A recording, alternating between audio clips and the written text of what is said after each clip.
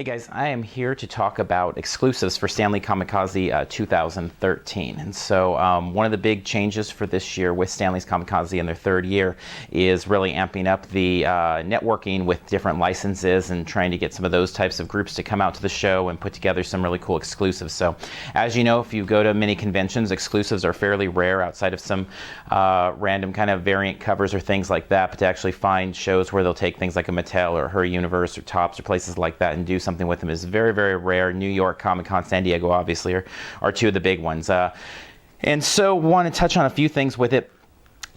Looking at, there's some things just regarding tips. This being the first kind of bigger year in terms of exclusives, is it's hard to really plan out. It's not quite the same as something when we do a review of that for San Diego Comic-Con. There you can give some very specific tips to Hasbro or Mattel or things like that. This is going to be a little bit different because it's going to be a whole different dynamic, so it's hard to judge exactly where people are going to be going and what the traffic patterns are going to be like, so keep that in mind.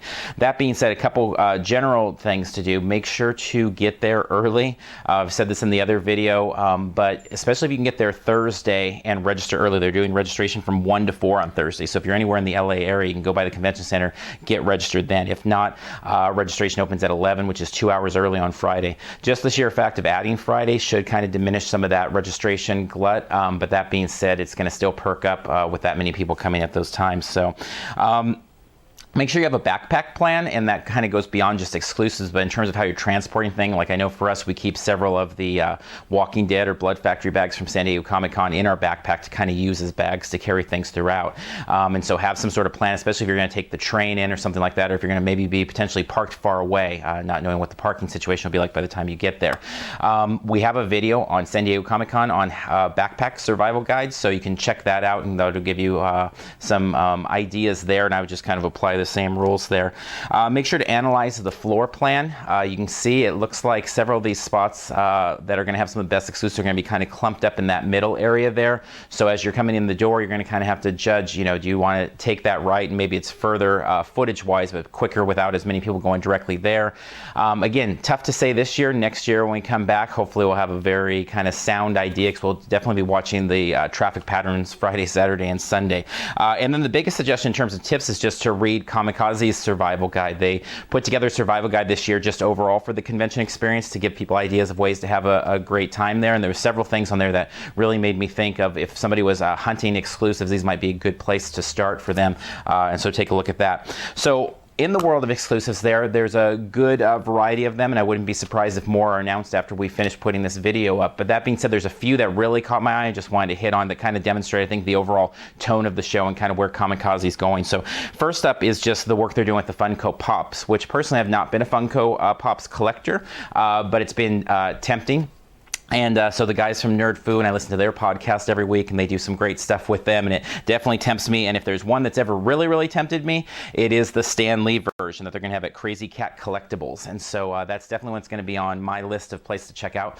Now, I may have missed something. I went through the exhibitor guide. I couldn't find the exact booth number for that, so double check that for yourself, or check that when you get there so you have a plan. But having Stan Lee there kind of ripping his shirt open as Super Stan is really awesome. And you can find Funko Pops at a few different booths there. Hot Topics, another one that has that Peter Parker, and so a really cool kind of connection they've made, like Emerald City and some other cons to kind of get those. Another one that really jumped out at me is the IDW Mars Attacks Judge Dredd cover, and so that's going to be at the IDW booth 712, and an awesome look at, you know, Judge Dredd, Stan Lee mashup there. Obviously a great thing with Stan Lee Comikaze is having that connection with Stan Lee himself, who's already this iconic character, also Elvira, and then tying them into things, and so having him here with the Judge Dredd cover just has kind of an awesome, cool mashup, retro feel to it. So that's at booth 712. Obviously, Mattel, Maddie being there with their He-Man exclusive is going to be a must for a lot of collectors, and so you can expect long lines there. Outside of San Diego, New York Comic-Con, and then PowerCon, the He-Man specific convention, you're not going to really find Maddie showing up with their booth. So if you've only been to San Diego Comic-Con, don't expect that sort of presence in terms of what Mattel does there, but definitely expect them to be on hand with some sort of cool display, probably a lot of He-Man stuff, and definitely having that exclusive being a must for Mattel collectors. and that is booth 830. Fourth on our list is that from Bongo, the It, where they kind of mash up Cthulhu and the Simpsons imagery with Stan Lee, Elvira, comic book guy, and all kind of mashed up together again to kind of give this retro horror movie type picture, all in a Simpsons type artwork and theming. Looks awesome. Bongo is at booth 812, so definitely a must hit poster there.